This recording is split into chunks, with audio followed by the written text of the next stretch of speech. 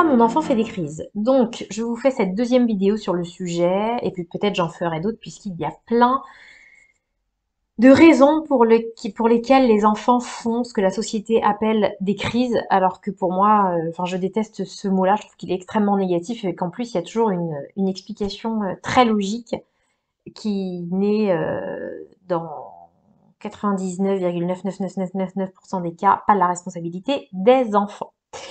Donc, une autre raison de pourquoi votre enfant fait des crises, donc des crises de larmes, ou qui se roule par terre, des crises de colère, etc.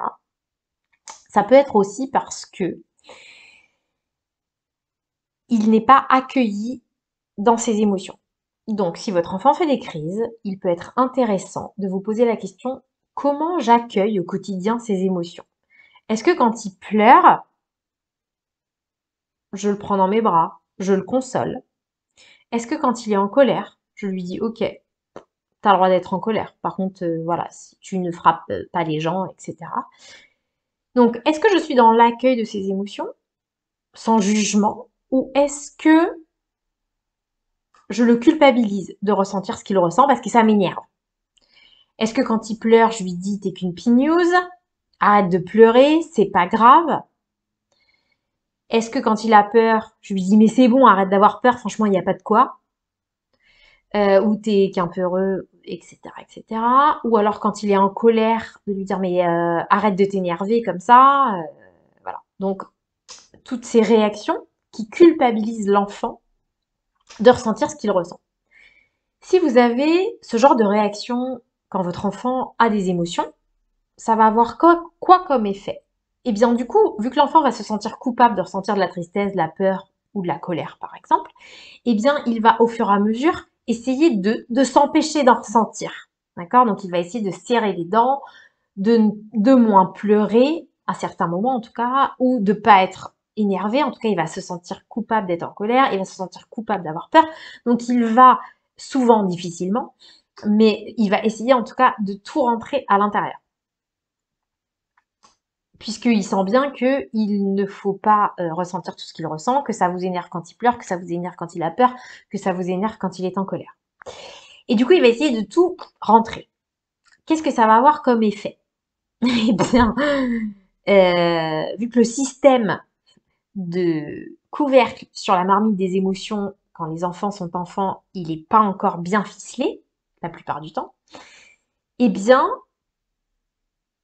à la moindre occasion, dès qu'il y aura une raison, une petite, même toute petite, d'être en colère ou d'avoir peur ou d'être triste, eh bien là, en fait, toutes les émotions, toutes les colères qui n'ont pas pu sortir, eh ben, elles vont sortir comme ça, de manière complètement disproportionnée par rapport à ce qui se passe dans son présent.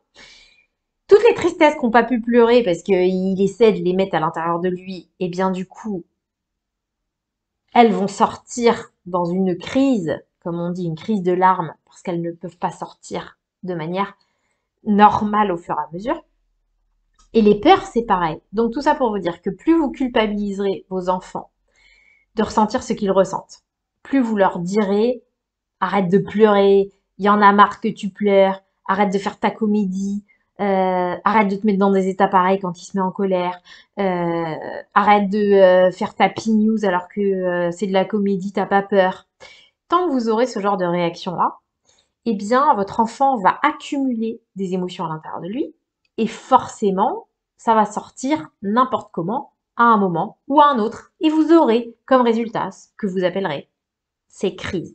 D'accord? Mais en fait, c'est pas des crises, en fait. C'est-à-dire que c'est des geysers d'émotions qui n'ont pas pu sortir correctement et qu'il essaie de retenir. Et donc, bien sûr, sous la pression, ça pète à la figure. D'accord? Mais plus vous serez dans un accueil quotidien de ces émotions. Donc, attention, ne vous dites pas que il faut absolument que vous soyez d'accord avec tout ce qu'il ressent. Non, et que vous disiez, voilà, ni vous soumettre à tout ce qu'il ressent, ni faire en fonction de tout ce qu'il ressent. C'est pas ça, d'accord? Mais juste de le laisser vivre ce qu'il vit, de le laisser pleurer, de le laisser être en colère, de le laisser avoir peur, sans jugement, sans culpabilisation. Il y a même rien besoin de faire, en fait. T'as peur. D'accord, t'as peur de quoi exactement? D'accord. Voilà, en fait. C'est-à-dire, Tu pleures, ok, bah écoute, t'as le droit de pleurer, voilà. Si besoin, vous le prenez dans vos bras. Mais je veux dire, vous n'avez même pas besoin d'être d'accord avec la raison de sa tristesse. D'accord? C'est bien ça qu'il faut comprendre.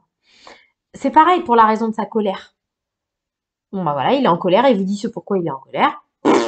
Que vous trouviez que c'est justifié ou pas, en fait, c'est même pas la question. D'accord? Alors vous pouvez bien sûr lui expliquer, bah écoute, oui, t'es en colère parce que, je sais pas moi, j'ai passé hier toute la journée avec ton frère, bah oui, mais souviens-toi samedi dernier, c'était la journée avec toi. Bien sûr que vous pouvez être dans un débat comme ça, mais pas dans la culpabilisation des émotions, parce que plus vous ferez ça, et plus vous aurez des crises. Donc plus vous serez dans un meilleur accueil des émotions sans jugement, moins votre enfant fera des crises. Voilà pour cette vidéo.